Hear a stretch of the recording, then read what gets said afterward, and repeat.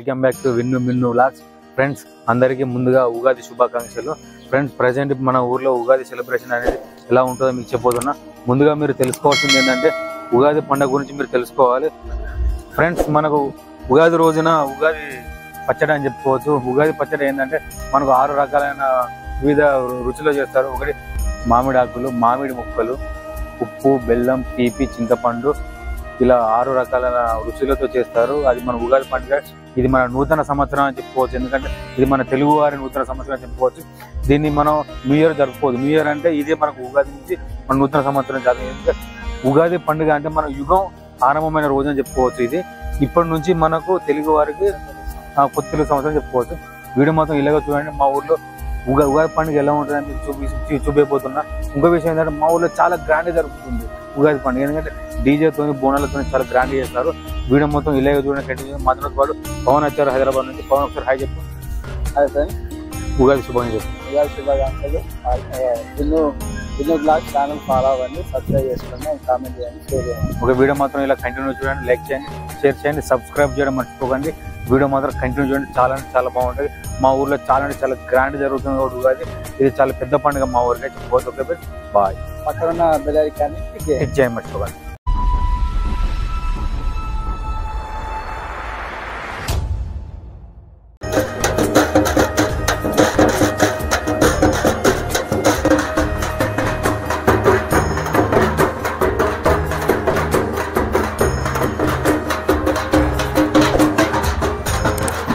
మా ఊర్లో ఒక్కొక్కరి ఇంటి నుంచి బోనాలు అనేది స్టార్ట్ అవుతాయి.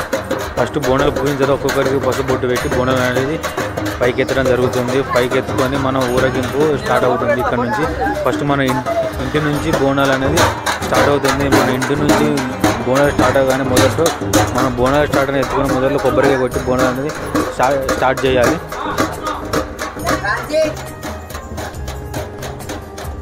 బోనాలు ఎత్తుకునేది ఇతనే ఫ్రెండ్స్ మా ఊరిలో.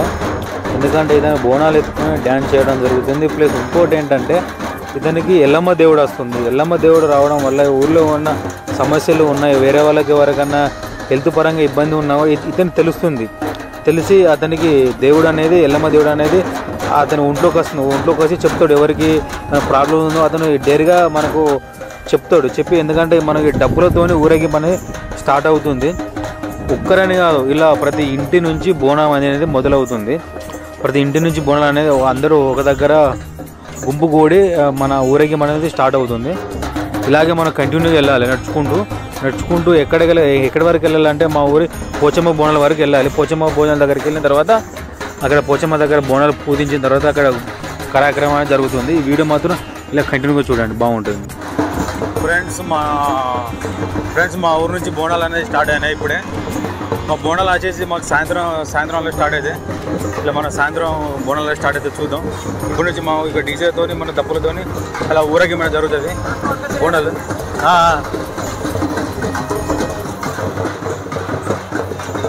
చూసిన ఫ్రెండ్స్ బోనాలు అన్నీ రెడీ చేసి వెళ్ళిపోతున్నారు.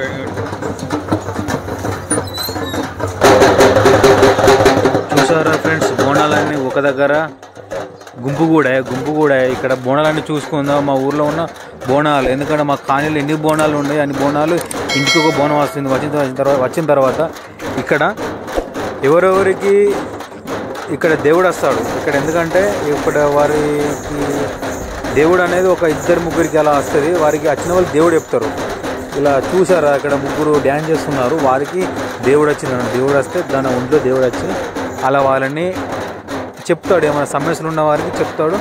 ఇప్పుడు ఇందులో ఎవరికి దేవుడు వచ్చాడు పూర్తిగా మనం ఇక్కడ తెలుసుకుందాం. వచ్చిన వాళ్ళు ఆపి మనం తెలుసుకుందాం అతని ఒంట్లో ఏ దేవుడు వచ్చారు, ఏ దేవత వచ్చింది, ఏ తల్లి వచ్చి చెప్తుంది మనం విందాం.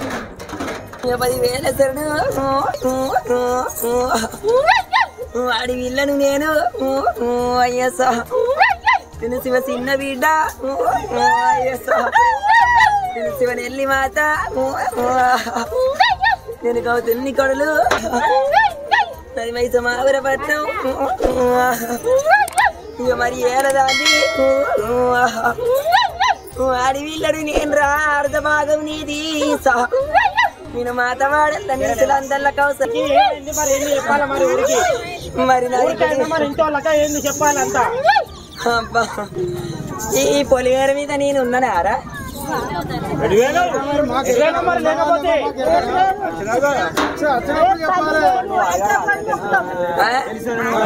కాటిలో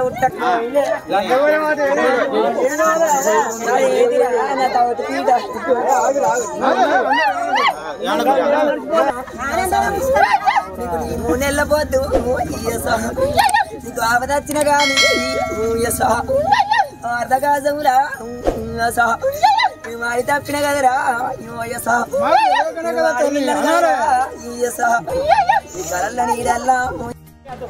ఇక్కడున్న ఇతనికి సమస్య ఉంది కాబట్టి అతను ముందు ఉండి చెప్పుకున్నాడు.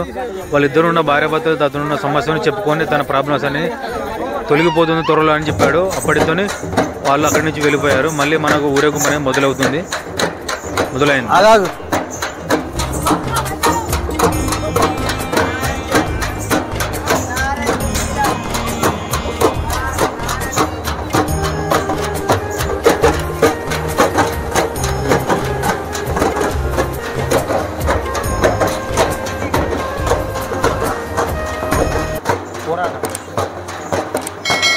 చూడండి మా ఊరు బోనాలు స్టార్ట్ అయినాయి. ఇలా మన దేవుడు చెప్పుకుంటూ ఇలా ఊరేగిస్తారు బోనాలు చెప్పుకుంటూ. అంటే ఊర్లో ఏమైనా సమస్యలు ఉంటే అతనికి ఒక వ్యక్తి దేవుడు వస్తాడు. దేవుడు వస్తే మధ్యలాగా చెప్తారు. ఇక్కడ మనకు దప్పు కొట్టే వాళ్ళు ఎంతో ఉత్సాహంగా సంతోషంగా ఊరేగింపు అనేది చేస్తూ ఉంటారు. ఇక్కడ మన ఊరికి సంబంధించిన వ్యక్తులు ఎవరెవరు ఉంటారో వారందరూ సంతోషంగా మన ఊరేగింపు అనేది జరుగుతుంది. ఎందుకంటే మనకు ఉగాది అనే సంవత్సరం ఒకసారి వస్తుంది కాబట్టి చాలా సంతోషంగా జరుపుతారు ఇక్కడ మన ఊర్లో.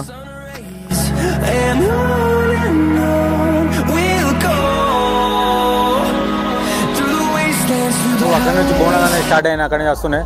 చూద్దాం, ఇక్కడ మనం అందరూ వెయిట్ చేయాలి. ఇక్కడ కాల్ నుంచి మనం స్టార్ట్ అవుతున్నాయి. ఇక్కడ మన యూత్ అనేది ఇక్కడ అందరూ వెయిట్ చేస్తున్నారు బోనాల కోసం. మధు సేటు hi. Happy Ugadi. Happy Ugadi.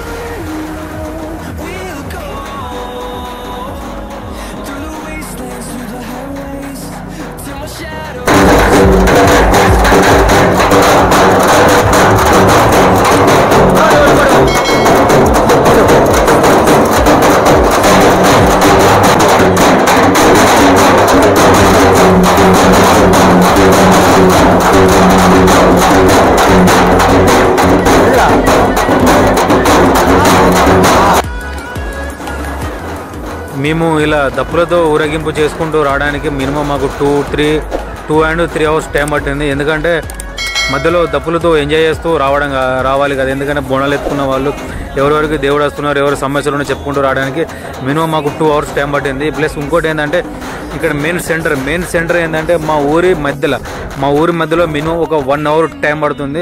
ఎందుకంటే మా ఊర్లో ఇది ఒక పెద్ద పండుగ కాబట్టి ఊర్లో ఉన్న వాళ్ళందరూ వచ్చి ఇక్కడ మీరు చూస్తారు ఊరేగింపు.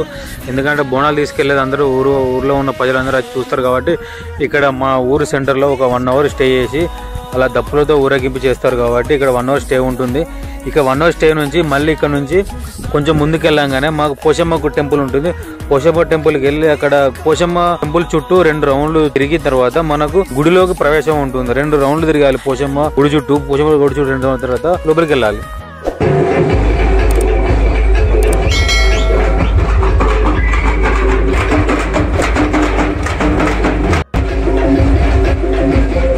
పోచమ్మ గుడి చుట్టూ ప్రదర్శనలు చేసిన తర్వాత మనం ఎత్తుకున్న బోనాలు అనేది తీసుకొచ్చి గుడి ముందు పెట్టేసి తీసుకొచ్చిన బోనం అనేది మనం అక్కడ పూజ చేయాలి. ఎవరెవరు తీసుకొచ్చారు బోనాలు అక్కడ గుడి ముందు పోచమ్మ గుడి ముందు పెట్టి బోనాలు అనేది పూజించడం జరుగుతుంది.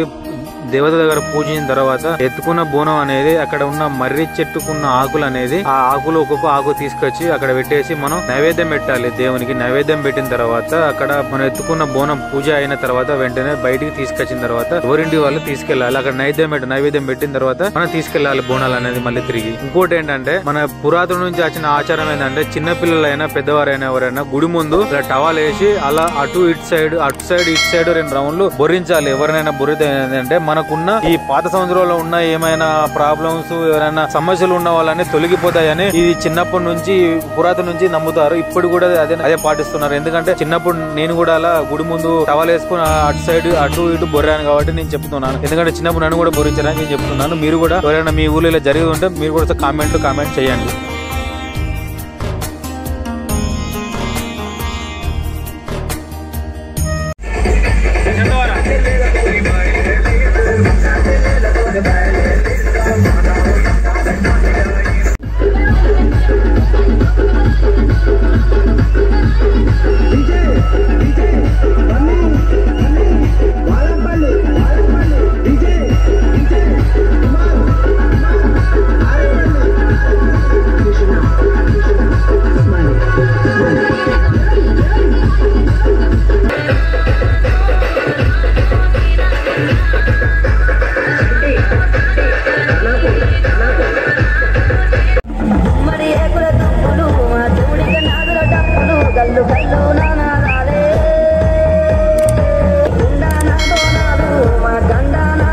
చివరికి మా ఊరేగింపు అనేది డ్యాన్స్ తో ముగిస్తుంది. ఇదే మా ఉగాది పండుగ అని చెప్పుకోవచ్చు. మీరు ఎవరైనా మీ ఊళ్ళో ఇలా చేసి ఉంటే మా వీడియోలు కింద కామెంట్ పెట్టండి. ఓకేనా ఫ్రెండ్స్, బాయ్.